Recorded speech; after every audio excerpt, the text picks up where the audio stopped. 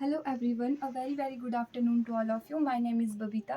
My name is Riya. My name is Sushmita. We are studying in 12th standard in Government Senior Secondary School Kalwari. Today we are going to demonstrate our model which is based on types of transmission media. What is transmission media? In which we can communicate are called transmission media. So there are two types of transmission media. First one is wired and second one is wireless. Wired are those transmission media in which wires or cables are used to communicate. And second one is wireless are those transmission media in which wires or cables are not used to communicate.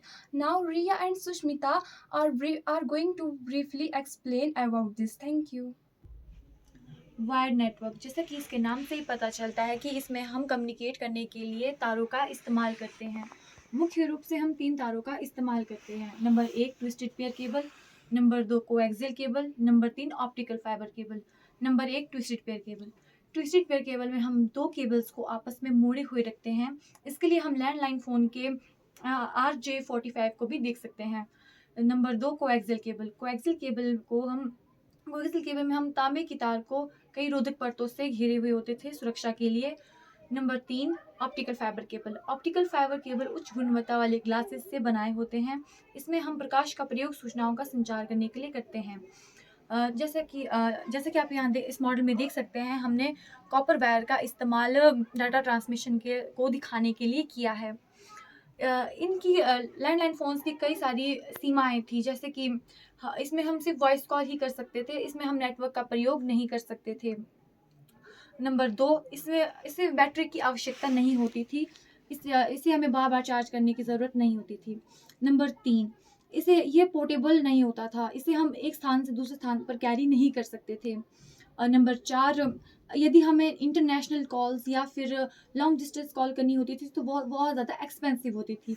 ये इन limitations के साथ यह network बहुत ही ज़्यादा खर्चीला था।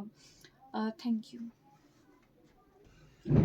Wireless, जैसा कि इसके नाम से ही पता चलता है कि इसमें किसी भी प्रकार की भौतिक केबलों का प्रयोग नहीं किया जाता है। इसमें हम रेडियो वेव की सहायता से इसमें कम्युनिकेशन कर सकते हैं। आधुनिक समय में साइंस ने बहुत ज़्यादा प्रगति कर ली है। पहले वायर्ड के थ्रू कम्युनिकेशन होता था, परंतु अब वायरलेस तरीके से कम्युनिकेशन होता है। इस मॉडल में भी हमने कम्युनिकेशन करने के लिए वायरलेस तरीके का एक एग्जांपल बनाया है, जैसे कि स्मार्टफोन। पहले के समय में वायर्ड में लैंडलाइन फ़ोन्स का प्रयोग किया जाता था, जिसमें केवल वॉइस कॉल ही होती थी। परंतु जो आजकल के स्मार्टफोन्स हैं, इसमें वॉइस कॉल के साथ साथ वीडियो कॉल्स भी कर सकते हैं। इसमें हम फ़ोटोज़ क्लिक कर सकते हैं, किसी को मैसेज सेंड कर सकते हैं। इसमें जो ये वायर्ड कम्युनिकेशन का सिस्टम जो था, जो लैंडलाइन तरीके से होता था, इसमें बहुत सारी सीमाएँ थी। परंतु जो ये स्मार्टफोन्स है, इसमें किसी भी प्रकार की सीमाएँ नहीं है। इसमें हम एक स्थान से दूसरे स्थान पर किसी भी व्यक्ति को कॉल कर सकते हैं, चाहे इंटरनेशनल कॉल्स ही क्यों ना हो।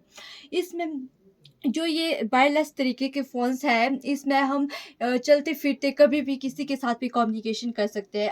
अतः अंत में मैं इतना ही कहना चाहूँगी कि जो मैं आप सभी को समझाना चाहती थी, वायरलेस तरीके से किस प्रकार से आजकल कम्युनिकेशन हो रहा है। अतः कह सकते हैं कि आप सभी को इसके बारे में समझ आ गई होगी। Thank you.